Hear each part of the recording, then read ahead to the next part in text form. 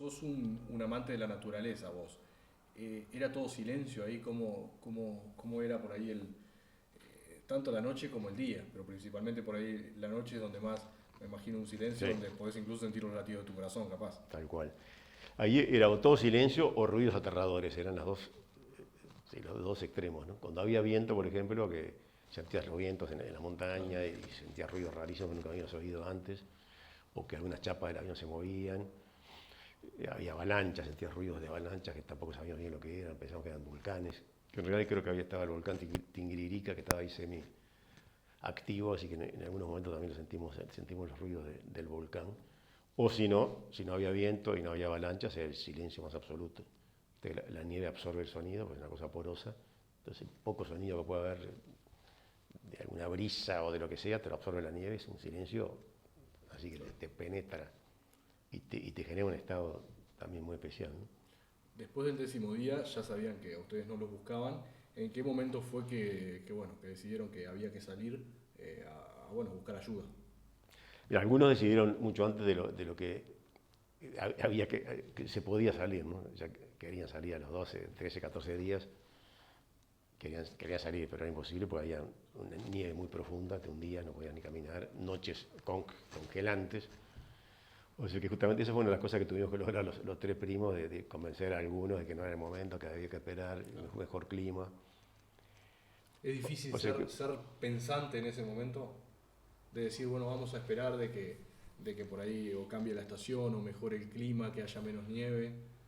mira, es difícil, por supuesto, porque son decisiones donde iba la vida o la muerte, ¿no? De uno y de todos los demás. O sea que cada decisión de esas era muy difícil. Pero por otro lado, es mucho más fácil llegar a pensar con más inteligencia, con más profundidad, sin interferencias, en una situación así, en un medio así que acá, con todos los ruidos y toda esta vorágine que no te deja pensar realmente, ¿no? Ahí es donde tuve los pensamientos más profundos y más nítidos, más claros, más brillantes quizás de mi vida fueron ahí arriba en el silencio ese. Lograron frenarlos y esperar entonces. Exacto. Dos meses y medio, ponerle que 2 meses esperamos desde que los primeros querían salir ya a buscar auxilio. Y sí, resolvimos sobre fines de diciembre. Quedan 2 chicos más, habían muerto esos 2 días anteriores, que también fue una cosa que nos apuró.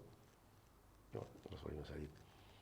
¿Y Aunque salieran los dos expedicionarios que habíamos preparado, los tres, en tres y después volvió uno, ¿no? cómo era festejar cumpleaños ahí? Está. Esa era una sensación parecida a de sacar fotos. Yo me acuerdo cuando las pocas fotos que se sacaron, que era una sensación tan rara de sacarte una foto. ¿Para qué? ¿Las verá alguien alguna vez? Quedaron tiradas acá. Era una sensación muy rara la de las fotos, para mí por lo menos. Cuando las veo, las pocas fotos que tenemos ahí en la cordillera, me acuerdo de esa sensación extraña. Y los cumpleaños eran así, una especie también de tristeza y de nostalgia, que no sabía mucho si sería el último o no sería el último. En realidad siempre estamos pensando, teníamos esperanzas y siempre estamos pensando que íbamos a salir, ¿no? Porque si no, no tolerabas, ¿no? Te venía un poco la depresión, Claro. te hundías. Pero los cumpleaños, y 2 o 3 o 4 cumpleaños que festejamos, ahí fueron sí, una sensación muy extraña. Por tu condición de líder ahí adentro en su momento, de uno de los más grandes, eh, siempre tenés que ver lo positivo para el grupo y tirar para adelante, pero en tu interior, a medida que pasaba el tiempo, ¿veías cada vez más lejana la posibilidad de salir de ahí o veías con esperanza que se podía? No, yo lo veía con esperanza, sí, sin duda veía con esperanza, porque el clima iba mejorando, los que habíamos seleccionado como expedicionarios estaban bien físicamente, o por lo menos relativamente bien, mentalmente estamos bien, casi todos también, y sobre todo el clima, ¿no? Que eso nos aterró al principio, lo que era esa montaña nevada, helada, llena de hielo y viento, y las nevadas con viento. O sea, te diría que casi todo de mediados de noviembre en adelante, o fines de noviembre, el tiempo pasó a estar muy estable, prácticamente todos los días de sol radiante. Eso te ayudaba a sentirte mejor y a tener esperanzas, ¿no? Pero al final, que fueron 10 días la caminata, hacia el final, por la mitad de esos 10 días, ahí empezamos a perder otra vez las esperanzas, ¿no? Claro, porque ustedes no sabían qué estaba pasando. No sabíamos qué estaba pasando, no oíamos nada en la radio, ninguna noticia referente a ellos, y llegamos a pensar que se habían muerto. Los vimos desaparecer allá arriba en la cumbre, no sabíamos lo que había del otro lado. Y pensamos así que realmente sí, probablemente se hubiera muerto, empezamos a sentirnos bastante mal y deprimidos. Y a pensar de nuevo qué hacer. Y a pensar en sí, ¿no? Una última posibilidad que era una expedición con dos de los que estaban un poquito menos mal que el resto. O sea, yo creo que no había llegado ni a la esquina, ¿no? Estábamos ya muy, muy debilitados todos. Así que esos últimos 5 o 6 días del 22 de diciembre del 72 fueron medio bravos de bancar. Desde que lo vieron desaparecer por la montaña, ¿cuál fue el primer momento donde tuvieron otro tipo de contacto, donde se dieron cuenta de que estaban vivos y de que habían logrado conseguir ayuda? Y eso fue el 22 de diciembre a las 7, 8 de la mañana, con Daniel Fernández, mi primo, salíamos de mañana, salíamos los primeros con la radio chiquita de Transistos a ver si habíamos alguna noticia. Y esa mañana, que era una mañana radiante, empezaba a salir el sol por atrás de Soñado. Bueno, llegaste a ir, ¿no? No. Cada día era un espectáculo así de la naturaleza, de colores y de brillos. Empezaba a iluminarse la montaña que estaba hacia Chile, con el sol que venía del este, y después aparecía el sol por atrás del volcán Soñado. Era un espectáculo increíble. Estaba en ese proceso de la naturaleza y nosotros con la radio chiquita, oyendo las noticias, y ahí empezamos a oír los nombres de Canessa, Parrado, con interferencia, no nos damos cuenta qué es lo que decían. Y al final apareció nítidamente el Ave María de uno, de una radio chilena, movíamos el diario y de repente, nítido, tac, la música esa magnífica de la Ave María de Bach, Gounod. Y ahí ya para mí fue realmente como una confirmación, ¿no? Acá, estos llegaron, te puedo asegurar que este es el aviso de alguien de alguna manera, de la energía, o de Dios, o como quieras llamarle. Así fue, a los 5 o 10 minutos empezamos a oír la noticia más concreta. Qué euforia, qué felicidad, la pucha. Sabían que ya estaba. Sí, Canessa y Parrado, que dicen ser sobrevivientes del avión uruguayo caído, qué momentos increíbles. Y después sentir cómo se acercaban los helicópteros, ya en el rescate, eso me imagino un momento único. También, porque ese sonido de los helicópteros lo habíamos imaginado en nuestras cabezas mil veces, ¿no? El ruido del viento o de los avalanchas, siempre pensamos, son helicópteros, y siempre estamos con ese sonido ahí, esperando oírlo, el verdadero sonido de helicópteros. ¿Sí? Tuvieron que verlos para de verdad creer que estaban ahí. Sí, no, ahí ya los empezamos a escuchar y como sabíamos que ya habían aparecido Canessa y Parrado, y se empezó a oír clarito, ¿sí? Oímos mucho antes el sonido que ver los helicópteros, porque venían por abajo por el valle, veníamos por arriba, no los veíamos, y de repente aparecieron por abajo, wow, con ese traqueteo espectacular.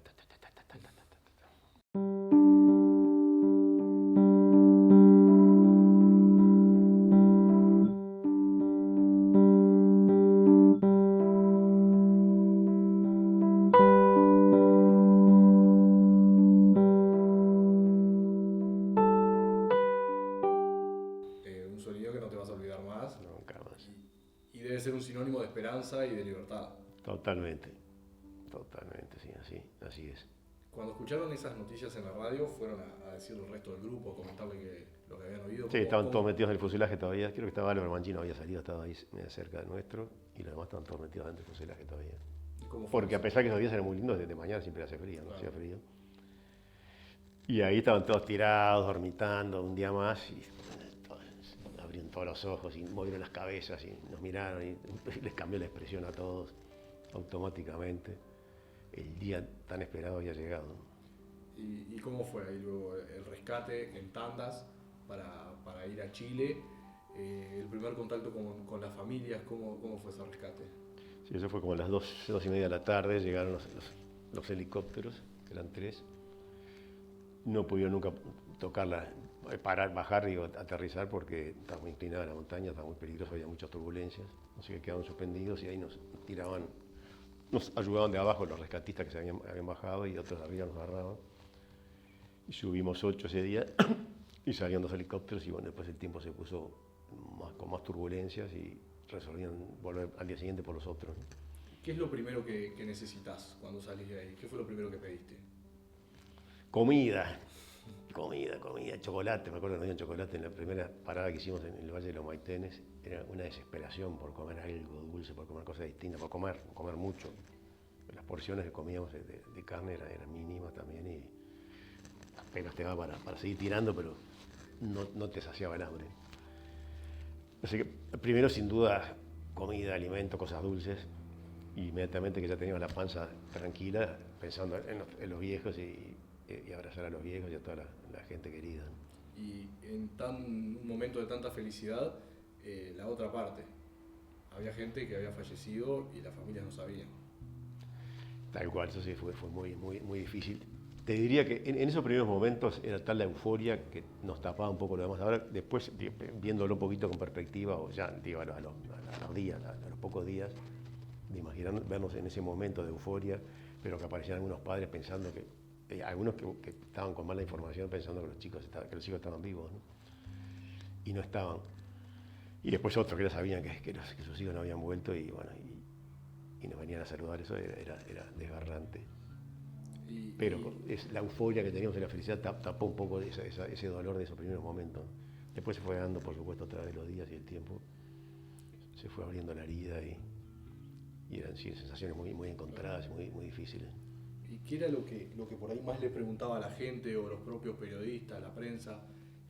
¿Cuáles eran las mayores inquietudes? Me imagino muchas sorpresas, o sea, el mundo entero estaba enterado de lo que había pasado. Totalmente, sí, estaba. Diciendo que era un milagro. ¿Qué era lo que más le preguntaba a la gente? Al principio, o sea, el periodismo, que ya en los Maitenes, que estaban en plena montaña, había decenas de medios de todo el mundo, ¿no? Que no entendíamos nada tampoco nosotros qué pasaba, por qué estaban ahí. Habíamos perdido bastante Las la dimensión de la magnitud de lo que habíamos vivido, ¿no? Y los periodistas al principio, mucha pregunta, escarbando el morbosismo, ¿no? Escarbando para que le dijéramos cómo habíamos vivido y qué habíamos comido. Eso fue la emotiva al principio. ¿Y ustedes se habían hablado algo por ahí de ocultarse esa información, al menos por un tiempo? Al principio no, cuando nos juntamos en Santiago, eso sí, ahí resolvimos que lo íbamos a contar en Montevideo. Nuestros padres, a mí personalmente digo, nunca me importó nada, así que hubiera dicho cualquier cosa, cualquier periodista hubiera dicho la verdad. Pero había muchos que estaban muy temerosos y nuestros padres sobre todo, que evidentemente se encontraron con ese impacto de golpe, no habían pasado todo el proceso que pasamos nosotros. Estábamos vivos, pero habíamos vivido comiendo carne humana. Llegaron a Montevideo y dieron una conferencia de prensa. Entonces sí, resolvimos que sí, no se iba a decir nada hasta llegar a Montevideo y bueno, en ese interín estuvimos como una semana en Santiago. Los periodistas trataban de sacar la noticia morbosa, escabrosa y por supuesto salió una cantidad de información en prensa amarilla y diarios. Claro. Y llegamos a Montevideo el 28 de diciembre a contarle al mundo, también estaba el gimnasio del colegio repleto de periodistas de todo el mundo. Resolvimos que Pancho Delgado fuera el que lo dijera, como estaba estudiando para abogado, el más elocuente, entonces resolvimos que fuera él y que lo dijera como le pareciera, de la mejor manera. ¿Y qué impacto vieron no de eso, sino digo de toda esa historia? Empezaron a ver por ahí noticias viejas de ni bien había pasado el accidente, familiares que le contaban de todo lo que había pasado, cómo fue interiorizarse de nuevo con la civilización, porque estaban totalmente Fue alejados. todo un proceso también que no me imaginé, ¿no? Cómo iba a ser, lo impactante que iba a ser para mí hasta oír todas las historias, todo lo que había pasado afuera de la cordillera. Fue muy difícil reintegrarme, además, reinsertarme en la sociedad. Ustedes habían creado otra sociedad. Otra sociedad totalmente distinta, funcionaba totalmente distinto, con otros códigos, con otro ritmo, con otro todo, ¿no? O sea que volver a esta, nos habíamos olvidado de esta, habíamos tenido que borrar esto, olvidarnos, cortar y armar una sociedad nueva. Y después en pocas horas de vuelta a cortar con aquella y volver a esta. Que pensamos que iba a ser muy fácil y fue muy difícil y largo, un proceso largo. ¿Qué fue por ahí tanto de noticias mundiales o de aquí, lo que más te sorprendió que te enteraste después? Algo que hubiese sucedido en esa época. De cosas.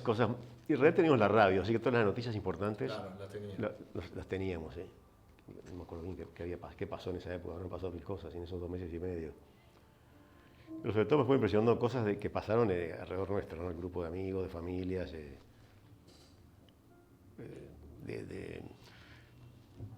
tipo de las sensaciones que tuvieron nuestros padres cuando se murieron algunos de los hijos, o los padres nuestros que siempre pensaron que estábamos vivos, una cantidad de historias paralelas apasionantes, muy increíbles.